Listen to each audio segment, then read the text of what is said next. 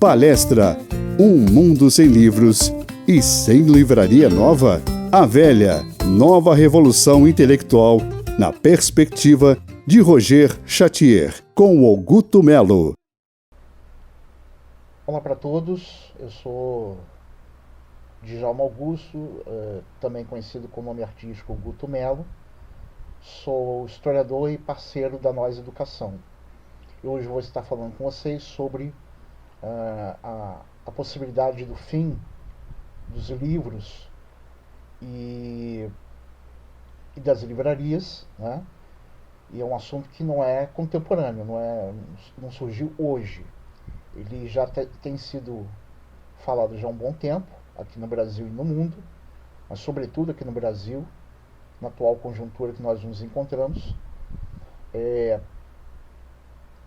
E é um assunto que pode ser pensado em relação à antiguidade, não é um problema contemporâneo, é um problema que vem desde a antiguidade. Eu dou como exemplo a vocês a Biblioteca de Alexandria, no Egito, né? A biblioteca que era a menina dos olhos de Alexandre o Grande. Foi destruída pelos seus inimigos porque sabiam que lá tinham pergaminhos, documentos diversos sobre militarismo, sobre filosofia, sobre história, literatura. Então, o conhecimento foi visto pelos inimigos como algo que era excepcional para o Império de Alexandre. E isso faz sentido porque os domínios que Alexandre veio a conquistar está intimamente ligado ao conhecimento. Ele era apaixonado por conhecimento, e o orientador dele, o tutor intelectual dele, era nada mais nada menos que o filósofo Aristóteles. Na Idade Média, o conhecimento ficou bastante restrito em relação à Igreja, né? Tivemos dois momentos na história da Europa de relevância, como o período neoplatonista, que foi do século XII ao século XV, com publicações, com pesquisas, com fomento à cultura cristã, evidentemente, a dialética estabelecida entre os intelectuais da Idade Média, de Bernard Chartreux a Santo Agostinho, pensadores que foram grandes pesquisadores do seu tempo. E outra figura emblemática foi o imperador Carlos Magno, do Império Carolíngio, no ano 800, que ele contratava os monges copistas que reescreviam as Sagradas Escrituras, e ali eles desenvolveram diversas atividades culturais, sobretudo com apoio não só desses monges, mas também do alto clero, né, da igreja do alto clero, do papado, enfim. No Oriente Médio, muito do conhecimento grego chegou até onde é hoje o Iraque, né? Na Síria, no Iraque, e também no Irã. E ali naquela região, sobretudo no Iraque, existiam a Universidade de Bagdá e a Universidade de Damasco, na Síria, onde os árabes, de um modo geral, muçulmanos, desenvolveram muito a matemática, o comércio, eram muito bons e continuam sendo muito bons na matemática, no comércio, e se tornaram uma referência intelectual, não só para a região deles, mas para o mundo todo. E abraçaram o conhecimento da filosofia de Pitágoras. Isso foi de grande relevância para a ascensão cultural dos árabes muçulmanos no período medieval. Em 1450 nós tivemos um divisor de águas, com o surgimento da imprensa de Gutenberg. Essa imprensa, ela contribuiu para que aumentasse o número de livros, né? Passaram a ser publicados, e o maior número de livros laicos, e a Bíblia, né? E A partir do século XVI, a ideia central era uma democratização do conhecimento, sobretudo dentro da cultura cristã. Até então, os livros eram todos trabalhados na língua latina ou grega. A Bíblia foi traduzida para o grego para o latim e depois do latim para o alemão, com a tradução de Martim Lutero, considerado um dos maiores tradutores do mundo.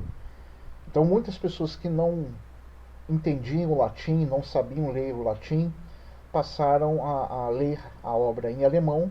Evidentemente que nem todo mundo sabia ler e escrever. O que faziam então na Idade Moderna para que as pessoas pudessem entender, conhecer, ter o conhecimento? Geralmente um letrado na família, após o café da manhã, após o almoço, no final de semana, ou à noite, a família reunida, lia a Bíblia, o Velho e o Novo Testamento para os familiares. Assim, da mesma forma, em relação às obras laicas, obras de cunho filosófico, como por exemplo Leviatã de Thomas Hobbes ou O Príncipe de Maquiavel. São obras que foram trabalhadas e pensadas para que pudessem chegar a outras pessoas, não só para um grupo restrito de letrados. Temos também um processo dessa revolução intelectual que é importante que se diga, que tudo isso que eu estou falando para vocês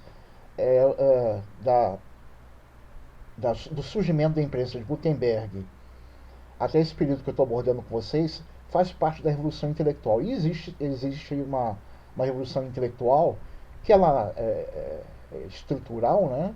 Quando você pensa que aquele que não é letrado não tenha conhecimento. Isso daí não existe, né? As pessoas que não são iletradas não significa que não tenham conhecimento.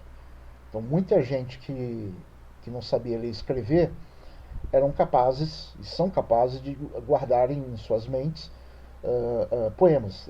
O historiador Roger Chartier já chegou a mencionar no livro Leitores e Leitores do Antigo Regime que uma mulher, na Idade Moderna, na França, guardou em sua mente 10 poemas de Ariosto. Né?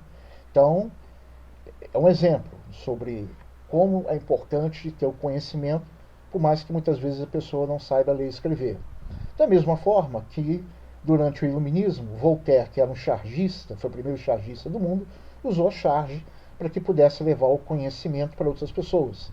Se não fosse através das letras, que pudessem compreender o que estava passando naquele momento, usavam, evidentemente, a charge, a imagem, o desenho, para que pudessem ter uma leitura sobre o todo, o contexto que estava vivendo a Europa naquele momento.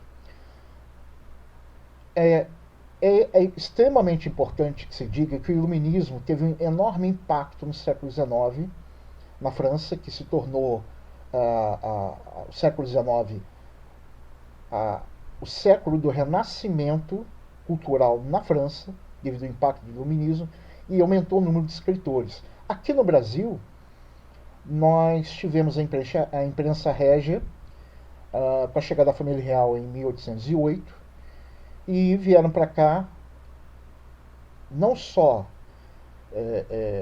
artistas como Debré, para fazer um trabalho sobre pinturas, um cenário pictórico do Brasil, e Rugendas também, Debré e Rugendas, mas também vieram também os primeiros livreiros de origem suíça e francesa, que chegaram até Lisboa, e de Lisboa vieram para cá.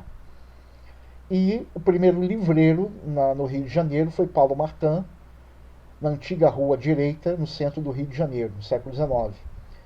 E, evidentemente, fez com que várias obras consideradas perigosas para o desenvolvimento intelectual cristão, aqui no Brasil, no período do Antigo Regime, ganhou força no decorrer do século XIX, sobretudo com a liberdade de leitura dada pelo Dom João VI. Então, Tivemos o Paulo Martin como primeiro livreiro, mas o mais conhecido foi Francisco de Paula Brito, que inclusive atendeu como primeiro emprego do Machado de Assis. Foi o principal livreiro e editor do Rio de Janeiro entre 1809 até 1841 e fomentou o saber a tal ponto que foi agraciado com o título de Boas Graças para Francisco de Paula Brito, através do príncipe Dom Pedro II, né? Do imperador Dom Pedro II. Então, é de relevância pensar que o reinado, o segundo reinado, também foi um divisor de águas, porque teve o fomento ao conhecimento e à cultura, incentivada por imperador Dom Pedro II.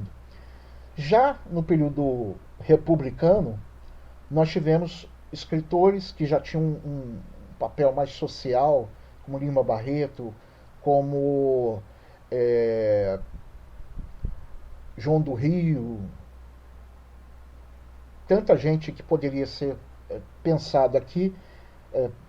Levaria um bom tempo para estar falando sobre eles, mas eu não tenho muito tempo sobre isso. Mas o Lima Barreto e João do Rio foram os primeiros grandes intelectuais a falar sobre as questões sociais no Rio de Janeiro, usando a literatura, como Nicolau Shevchenko dizia, que é a literatura como missão. E, ao longo do século XX, nós tivemos livrarias que foram fundamentais, como a Livraria Garnier, no Rio de Janeiro, que atendeu vários escritores, de Machado de Assis a Olavo Bilac. Nós tivemos a livraria e editora José Olímpio, que no período do segunda geração do modernismo, entre o segundo e o terceiro, recebia Jorge Amado, Carlos Drummond de Andrade,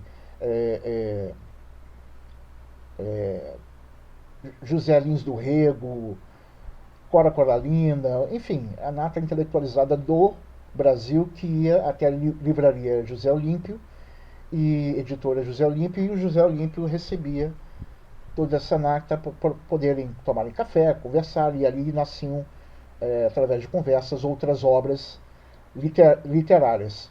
No entanto, hoje nós estamos passando por um processo muito complicado, que inclusive veio uma pergunta pertinente do teórico literário, historiador Todorov. A literatura está em perigo? Olha, a literatura não está em perigo a partir do momento que a educação é bem trabalhada. O pensamento é algo de fundamental relevância para a formação do cidadão. A leitura é algo que contribui muito para o seu vocabulário. Então, não podemos deixar de lado a importância do ato de ler. E Paulo Freire já havia trabalhado nessa linha de raciocínio com a sua primeira obra, a importância de ler em 3 versões, né? Em 1981 a obra foi lançada, porque a leitura ajuda no crescimento, da formação do vocabulário, mas também no entendimento do mundo, a leitura do mundo. E isso tem sido muito complicado, porque, primeiramente, o mercado literário está enfraquecido devido a altos impostos, outros recursos que as pessoas estão utilizando para a leitura, como computador, e-book. Então, uma questão que coloca na berlinda o futuro das livrarias, de uma forma que nunca foi vista. Mas eu não acredito que as livrarias venham a encerrar suas atividades. Eu, por exemplo, sou uma pessoa que segue a linha tradicional de valorizar os livros. Então eu vejo que existe a crise, ela está aí presente, não pertence somente ao Brasil, pertence ao mundo. Do ano 2000 até o ano 2019, 15% das livrarias do mundo fecharam. O número de leitores caiu muito. Fizeram uma pesquisa recentemente na França, que os franceses gostariam de ler mais, terem mais oportunidade de leitura. No entanto, o trabalho atrapalha. E que geralmente nas férias aumentam o número de livros lidos. oportunidade de passar em livrarias. Então isso tudo tem gerado uma certa preocupação. Mas eu não acho que teremos o fim dos livros e nem das livrarias. Não teremos nenhum Fahrenheit 451 e não teremos mais que tenhamos agora uma nova revolução intelectual que já aconteceu, que é o e-book, e até mesmo a utilização de obras, até mesmo resenhas com qualidade duvidosa, pode atrapalhar muito na formação intelectual de quem está querendo ter um conhecimento mais amplo. Muitas vezes depara-se com uma resenha de uma obra e a qualidade é duvidosa. Então, em vez de contribuir, acaba atrapalhando essa revolução intelectual. Então, no meu entendimento, os livros não vão terminar, porque existem pessoas conservadoras nesse aspecto, e eu sou um deles. Então, eu espero que todos compreendam essa minha linha de raciocínio. As observações contrárias são livres, são abertas. É uma análise minha, subjetiva, de um historiador, que tem uma visão um pouco pensada a partir do que eu já vi, né, com alunos, com pessoas que têm um hábito de leitura muito abaixo do esperado. E a gente vê, inclusive, como consequência, alimento concreto, a baixa qualidade da redação dos jovens no Enem. Poucos conseguem atingir nota 1000 em redação, devido à falta de leitura. Bom, é isso mesmo, queria falar com vocês. Um abraço grande e agradecer a FLIR, Feira Literária de Resende, a Aline Reis, amiga minha, que é proprietária da Nós Educação, parceira, sou parceiro dela. Eu espero que todos gostem e venham curtir a FLIR.